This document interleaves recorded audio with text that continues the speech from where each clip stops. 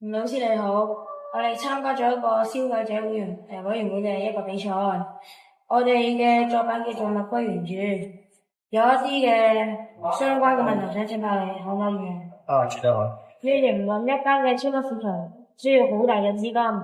一般嚟講，佢最大嘅開支係幾多？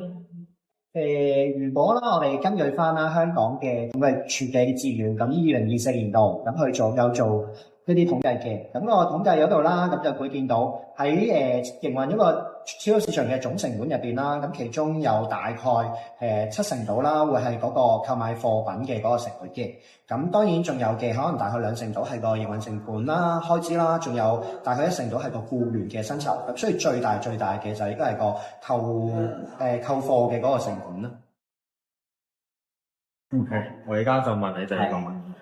如果因為某一種原因，就引致咗啲食物變壞，咁呢個就會對超級市場有咩影響？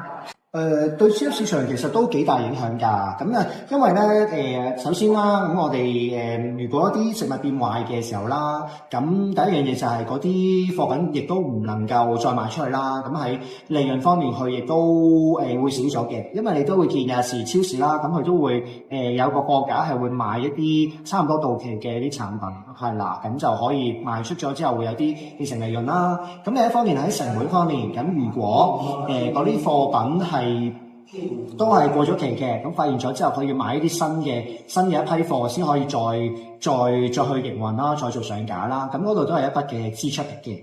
咁同樣地啦，咁嗰筆嘅貨品啦，係過咗期嘅貨品啦。咁如果係真係賣咗俾一啲嘅消費者嘅話啦，咁就如果佢哋最後尾發現咗啦，咁翻嚟換嘅時候，其實都係要需要用到一啲我哋啲售貨員啦，係啦嘅人手去處理啦，咁嗰度都係要有啲嘅成本嘅，係啦。咁但係另一方面啦，如果最後尾佢買翻去之後冇發現到嘅，係啦進食到嘅，咁唔舒服嘅話咧，其實都會對呢個超市嘅品牌形象係會差咗㗎咁樣咯。咁係咯，咁所以如果係咁嘅情況嘅話，超市如果仲要挽回佢個品牌，令到佢品牌好啲咧，其實可能就要落多啲錢去做廣告，或者係啦，去亦都有機會會負上一啲嘅法律責任咯。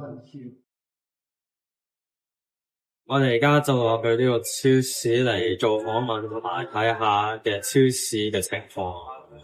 我哋係來自聖伯多祿中學嘅同學，而家我會問你幾條嘅問題。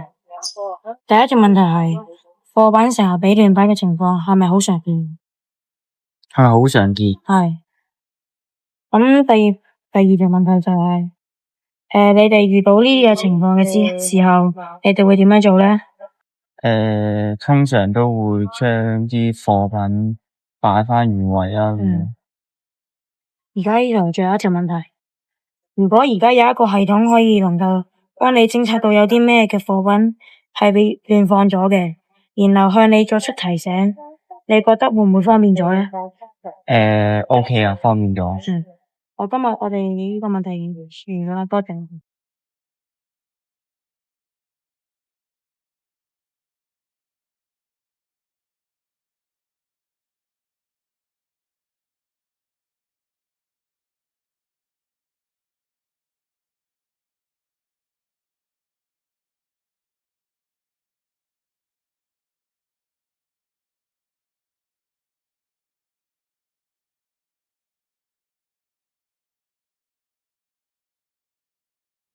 咦？點解包公仔點心唔喺個冰櫃入邊嘅？係喎，而且上面仲有好多寶汗水添，應該俾人攞出嚟好耐噶啦。哇！如果食咗入個肚入面，輕則就肚痛，重則就食物中毒喎。咁有啲咩方法可以減少食物俾人亂放嘅現象，繼而減少商店嘅損失呢？我哋有物歸原主。咁係咩嚟㗎？等我介紹一下佢啦。首先，我哋要喺食物上面貼上 RFID 嘅標籤。另外，我哋需要安裝一個 UHF RFID 嘅閱讀器，用嚟掃描呢個標籤。我哋 set 咗每10秒就會掃一掃，收集成為大數據。如果太短時間掃嘅話，可能會造成誤差。但係如果太長時間先掃一掃嘅話，就無法發揮到佢嘅功效。跟住咧？佢會駁住網絡路由器，再連接到電腦同埋手提電話。佢會每10秒數一數，當到10分鐘之後，如果發現貨品唔喺凍櫃入邊，就會發出訊息俾 POS，確認貨品冇出售到之後，就會發出訊息通知店員，貨品有可能俾人誤放喺其他貨品度。即係話佢會自動偵測貨櫃上面嘅貨品嘅狀態，揾到離開冰櫃某一段時間嘅貨品，跟住提醒職員。冇錯，聰明。如果可以應用喺其他貨架上面呢，就可以減低成本，而且仲可以追蹤到嗰個區域嘅貨品被人誤放，做個追蹤懷疑盜竊嘅情況添。喺一啲嘅超市入邊，有一啲嘅顧客會將冷凍櫃嘅貨品攞出嚟之後，會亂放喺其他嘅地方。咁喺呢啲情況下，我哋嘅產品就可以咁樣用啦。呢套系統，我哋會將產品分成3個狀態。第一個就係產品喺貨架上面，第二個係產品被拎起咗，第三個係警報狀態。當產品被拎離開貨架超過預設嘅時間，系統就會發出警報。系統裡面呢就有一個設定嘅位置，客戶可以按自己嘅需要設定需要嘅時間，譬如係10分鐘。下邊係一個位置顯示產品狀態，咁我哋暫時預設咗有5件嘅產品。